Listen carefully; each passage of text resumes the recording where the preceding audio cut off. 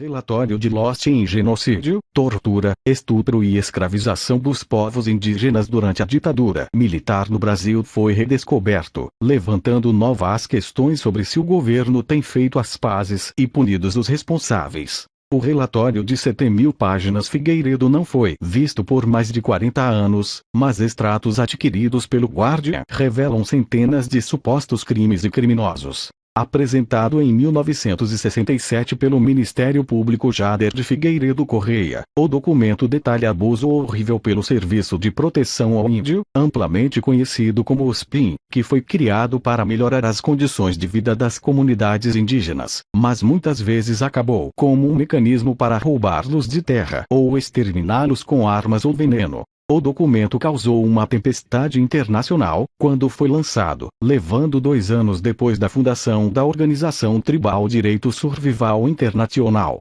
Brasil, no entanto, não conseguiu a prisão de uma única pessoa, apesar de acusações iniciais contra 134 funcionários supostamente estarem envolvidos em mais de 1.000 crimes. O relatório se acreditava ter sido destruído por um incêndio no Ministério da Agricultura logo depois que ele saiu, o que levou à suspeita de um encobrimento pela ditadura e seus aliados entre os grandes proprietários de terras.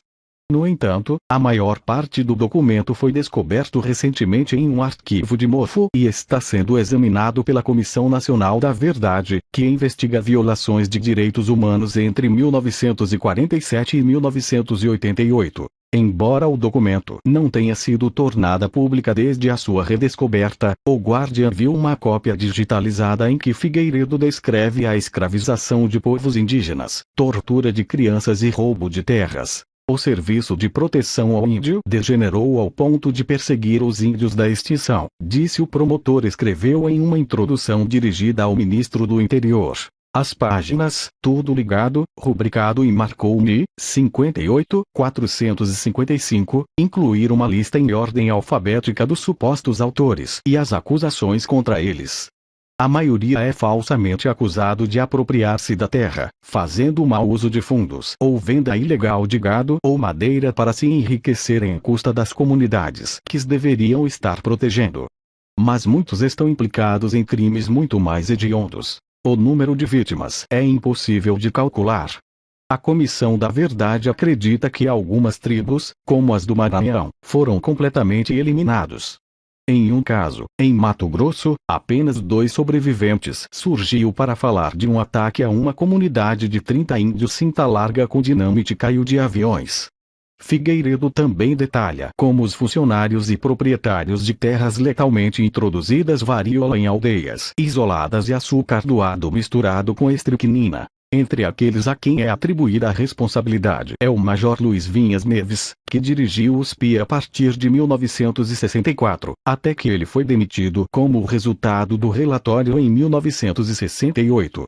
Ele é citado em mais de 40 acusações, incluindo irregularidades financeiras que totalizam mais de R$1 bilhão, 300.000 esterlinas, em dinheiro de hoje. Na sequência do relatório, uma resolução parlamentar acusado de cumplicidade na propagação da varíola entre 2 comunidades remotas na Pataxó. A tortura era comum. A técnica mais frequentemente citada foi o tronco, que lentamente esmagava os tornozelos das vítimas. Uma alternativa teria sido tentado por Álvaro de Carvalho, um funcionário acusado de assassinar um índio de Narcisinho, quem pendurou pelos polegares e chicoteado. Pessoas foram negociados como animais. Flávio de Abreu, o chefe de um posto dos SPI em Couto Magalhães, teria trocado uma mulher indiana por um fogão de barro e depois goleou o pai dela quando ele se queixou. Ele também é acusado de fome em comunidades locais. Outros oficiais feitos filhos batem em seus pais, irmãos chicote seus irmãos e as mulheres forçadas a voltar ao trabalho imediatamente após o parto. Figueiredo ressalta que as autoridades agiram com impunidade, negar índios que deveria ter sido uma vida de abundância. Há uma fabulosa herança indígena e é bem gerida.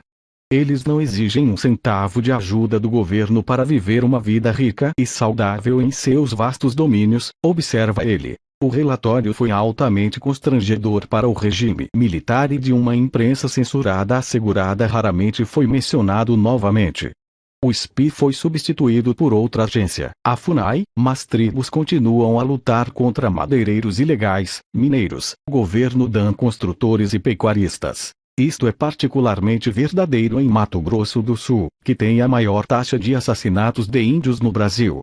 O estimada de 31 mil índios Guarani Kaiowá na região estão agora confinados a pequenas áreas, completamente cercado por campos de soja ou cana-de-açúcar.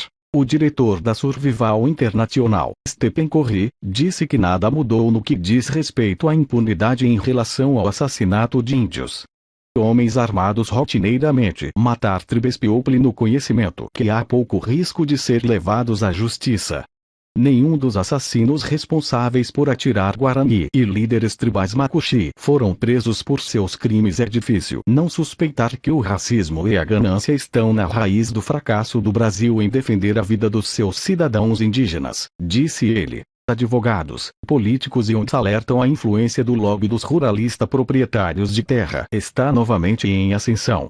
Presidente Dilma Rousseff é dependente de seus representantes no Congresso, que regou o Código de Floresta, e disse estar a planear a redução das reservas indígenas, transferindo a responsabilidade pela sua demarcação da FUNAI para o Congresso conservador, dominado. A maioria dos principais jornais do Brasil, incluindo a Globo, Folha e Estado de São Paulo, tem ignorado a redescoberta, embora o relatório Figueiredo foi descrita recentemente pela Comissão da Verdade como um dos mais importantes documentos produzidos pelo governo brasileiro na última século.